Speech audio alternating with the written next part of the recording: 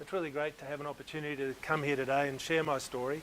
I hope that the things that I can share with you today, particularly for those of you that are about to embark on or thinking about going down this journey to join an exclusive club, the things today might help alleviate some of your anxiety and reframe it into some emerging confidence, because it is a good journey to go on, and as we heard from Tommy, the outcomes are really worthwhile. What I propose to do is show a bit of a presentation, and then at the end I've done sort of the ultimate selfie. Throughout my journey I took a video journal, every day just a little bit of a clip, because I thought to be able to show you exactly what's going on when you're in hospital through this way is a really good way to give you that insight as to what goes on. I don't want you to be confronted by it, because it shows some great improvements. There's a few days that you're flat out, as Tom says. The fatigue level is probably one of the most monstrous things, but it does leave as time goes on. So as you can see here, when I was diagnosed, I was in the US. That's Mount Rose, 10,000 feet snowshoeing. To be in a doctor's 2 days later and being told that you've got chronic myeloid leukemia fairly took you off the mountain, to say the least. Moving forward, 2014, I had my stem cell transplant, and just a short time ago there I was climbing up Mount Coolum. So I wasn't quite getting back to 10,000 feet, Mount Coolum's about 900 feet. But we're working on it, and it was quite an effort, but for me it was a big milestone. My sister was my donor, and I'm one of 4 kids. So if you were to meet my brother, if he was here today, my younger one, similar bullhead, same characteristics, you would have thought for sure that we would have been a match, but we weren't. No one else in the family is a tissue match, just my sister and myself. And I guess if someone was to get the condition in the family, I was the best placed, because I was single and I didn't have those responsibilities that the rest of my family had. One of the things that was asked of Doc Morton about the consequences of the donor after the transplant for the donor. It's pretty hard to thank her for what she's done for me, but I made sure that she got at least 2 hours in one of the spas near the hospital to go and relax and get a massage. She did feel a little bit of a flu type symptom, but she's fine today and hasn't missed a beat. So the bottom photo was the day we got discharged out of Ward 5C. It was a very hot summer in 2014. I can't include every nurse to thank, but this is just a snapshot of how wonderful they are. In the background of all these slides, as Tommy mentioned, you pass over your body to the doctors, but you've got to find a way of controlling your mind. So there's always good things to think about in the background. Don't take your eye off those things. Funny story, Doc Morton there in the middle. Yes, I did buy him the shirt. Throughout the whole process, I used to wear my Allogeneic shirts for several reasons. One, I didn't want to be looking drab going into treatment rooms. It can be pretty depressing places at times. And I thought, if you're dressing a little bit brighter, it shows that you've got a good outlook and it can boost other people. Of course, Doc Morton used to give me a bit of a hard time, so every Friday I would wear the same shirt. So eventually I said, I know how I'm going to thank you, I'm going to buy you one of these shirts. Good soul that he is. That was actually taken on Good Friday. And this is a guy that gives up his time for your patients, because everything that happens to you, as the Leukaemia Foundation have programs, it's all about me. And it's hard to accept that. But everything is done for you in this process. You are so supported, it is absolutely amazing and humbling. The other couple of photos at the top, that your relationships with all sorts of providers are very important. The lady up in the top left is my GP, the most wonderful person for taking an active interest in what's going on in me and genuinely keeping in touch with Dr. Morton and keeping up with all the medications and whatever. Of course, as Tommy knows too, you are introduced to more medications than you ever thought possible. And the people that are at my local pharmacy are the most wonderful ladies. They are so supportive. I would go in there probably at least once a week, and in the early days you're constantly filling out scripts, and I'll say more about that in a minute. Some of you might not know Dr. Taylor. He was my initial haematologist for many years and then referred me on to Dr. Morton. Carers, you can't thank them enough for what they do. And you need a carer 24/7 in this process. Not because you can't look after yourself physically, you can, but with the fatigue levels, just sometimes having a shower can knock you flat. You need probably half an hour laid down in the early stages. The bloke on the bottom right is a colleague of mine from work. He's completely the opposite to me in every regard, except for one. He was diagnosed with AML and he had a transplant 15 years ago. And I like to talk about those sort of numbers because that's very reassuring. Whereas I'm a bit of a worrier about blood results and all the rest of it, he never had a care in the world. At least that's the way he carries on to me. And I say, so what medications are you on now, Ross? No, I don't know. I just take whatever they script for me. I said, well, what about your creatinine levels? No, what are they? He has a complete disregard, and yet he's living life to the fullest. He was in Mexico earlier this year. He's been to Canada and other places, and he was there day +5 in the hospital visiting me. The guy next to that is a basketball teammate. I've known Pato since we were 13. For some strange reason, he also developed a blood cancer, and he had an autologous stem cell transplant about 6 years ago. The point being is that having mentors to be able to be on this journey with you and tell you what's coming ahead and what have you is so supportive. The other fella that's prominent there is a neighbour of mine, Dougal, another rugby tragic, and we get together quite often. But the level of support he gave me throughout this process was amazing. And just to share one short story, I'd been home 3 weeks, and I live on my own, so I'm kind of, self-sufficient to say the least, but he was always keeping an eye out for me.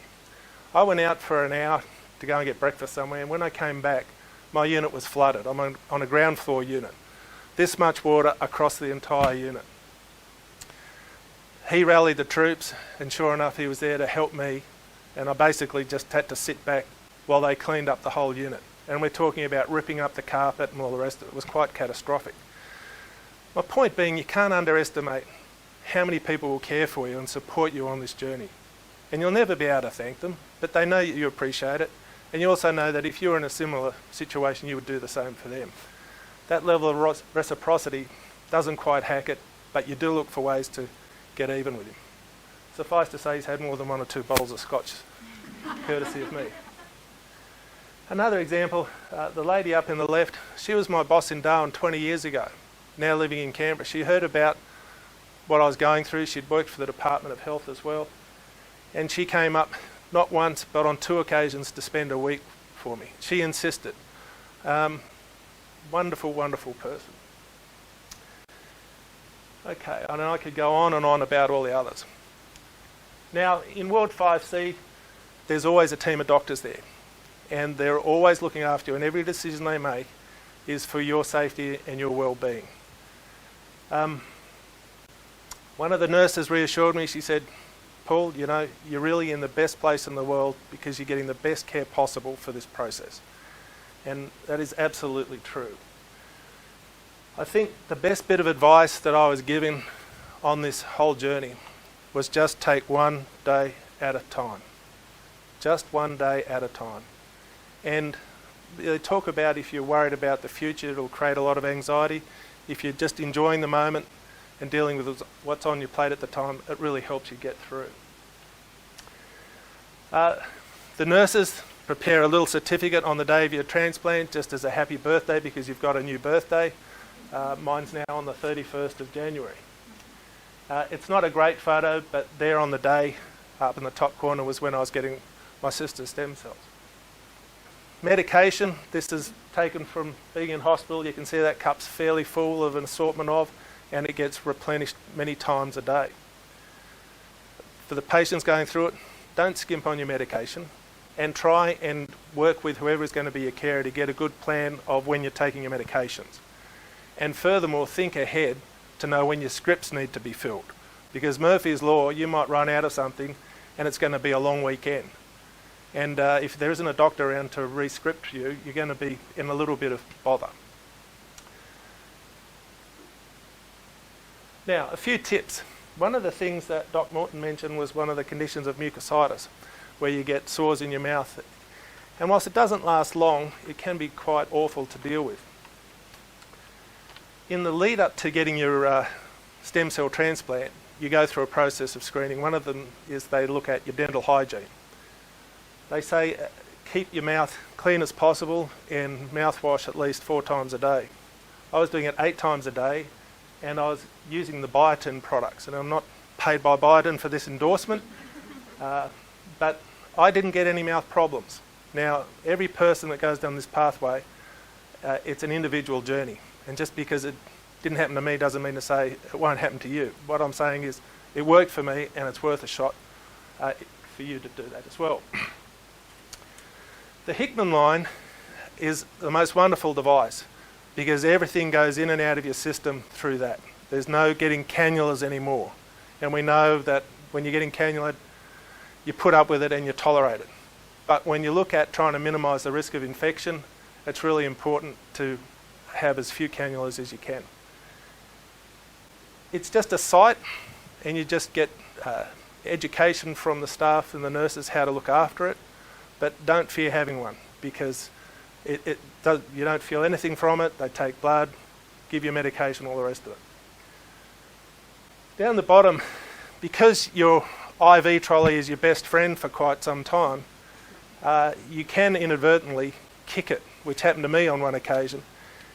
And you don't want any injuries because if you've got a cut or something, then the risk of infection increases. I found that the Crocs that I had were really good because they're really lightweight for walking around the ward, and you do want to walk around the ward as much as you can, as soon as you can.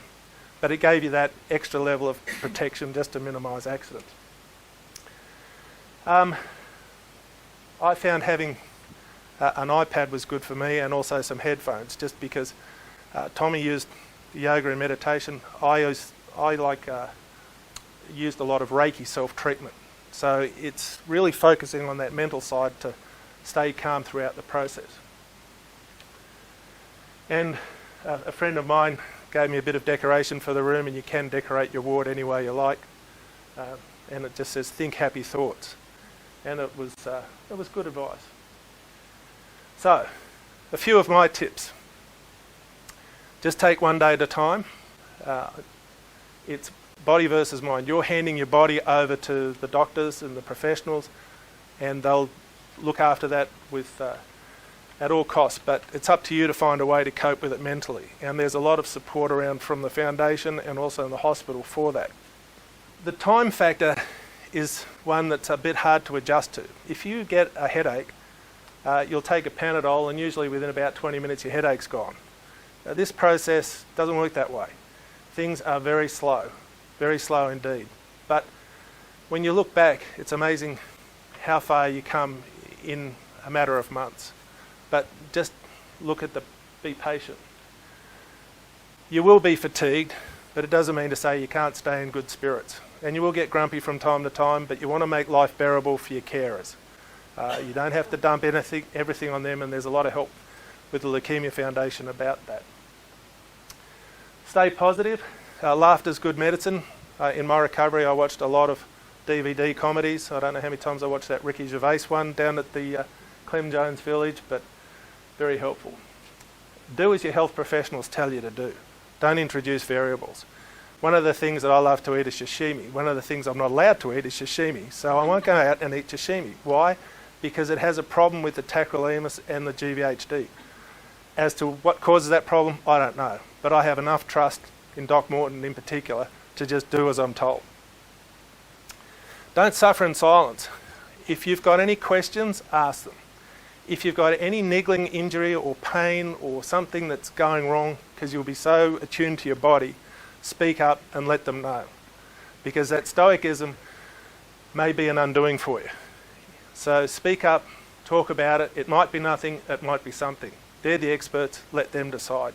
They're the custodian of your body for the time being, but you need to give them feedback. Take it easy. Be easy on yourself. I remember on one of the early lessons the hard way. I went shopping with my brother at about, I don't know, day 45 or something. And it was a hot day. By the time we got to the shopping centre, just riding in the car, I was absolutely exhausted. And it took me about 3 days just to recover. So don't try and do too much too soon. Just take it easy. And the other thing, don't panic if you need to be readmitted in hospital. As you'll see in the video, quite some time down the road, I developed shingles and GVHD, so I had to be readmitted. But I had the reassurance that that was okay because that's all part of the process. So, as I say, don't panic. The other thing, I just want to give a huge thank you to all the wonderful people of the Leukaemia Foundation. That level of support of what they provide for accommodation, and the list is huge, is just magnificent. So, this photo was taken just recently. I had a trip down to Tasmania, and some of you may be familiar with Wineglass Bay. It's like climbing the ranger told me, said it's like climbing a 30-storey building. And when you've been through this process, it's a bit of a guts effort to get up there, and plenty of breaks and huffing and puffing. But for me, that was a big milestone to be able to get up there. And we might play the video diary.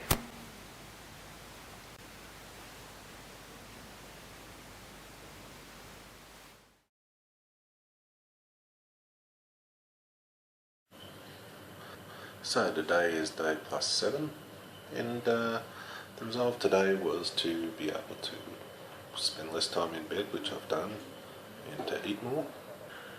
Feeling a bit washed out today, wasn't a real good sleep, but shortly I'll have a few hours off the IV as they change my lines, and that's always something to look forward to. So pretty soon it'll be in under the shower for a good shower with no lines and machines attached to me to worry about.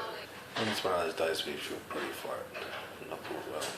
May as well do the video for today, showing resting up. Doctors continue to be happy.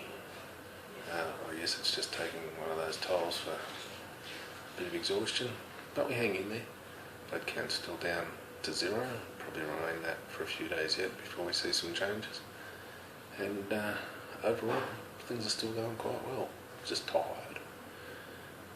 No better place to be tired than in bed. And this bed's quite comfortable. Yesterday I had my head on the pillow most of the day. Today's been much the same. At the moment, wondering to see if there's going to be a temperature spike. Temperature's been hovering around 37.9. 38 is the trigger temp for putting up antibiotics and getting blood screened and what have you. Overall feeling pretty fatigued. It's day +12, and as you can see, a bit perkier today. It might be too early to tell as to whether or not there's engraftment, but the neutrophils were at 0.02 today. So the doc says, nah, a bit early, but there you go. Yesterday I had my last chemo with a methotrexate, left me feeling pretty seedy, very nauseous, but that seems to have subsided now, so docs are happy, I'm happy, and we push on. Well, here we are at day 20, and I'm about to go out on my ward leave, finally. Well, it's been a monumental afternoon because I've had my first ward leave pass. Came home, it was 38.5 degrees, but managed to do the walk up to the unit, and I had a pretty good sleep this afternoon. Hey, well, it's day 79 and out and about, back behind the wheel driving. Sent Suzette off to the airport, dropped her off. We'll pick up Margaret Lyon soon. Terrific carers, very much indebted to them, and overall progress is good. More to come this week. Well, today's day 109 and about to go into Icon, and hopefully everything works out alright and get the Hickman line out, and then tomorrow, day 110, be heading home. Hooray! Time to get going and head back to the Sunshine Coast. It's been a great stay here at the village. No two ways about it, really wonderful facility, but I am looking forward to getting home. Happy to be back in the office, going well.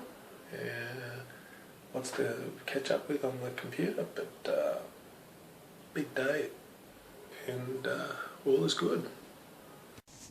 Well, here it is, day plus 251, and I'm in room 828 of the Mater Private, as I have contracted shingles. And Just been discharged after having had a week in hospital getting the GVHD underway. I'm pretty happy with the way things are going, and on.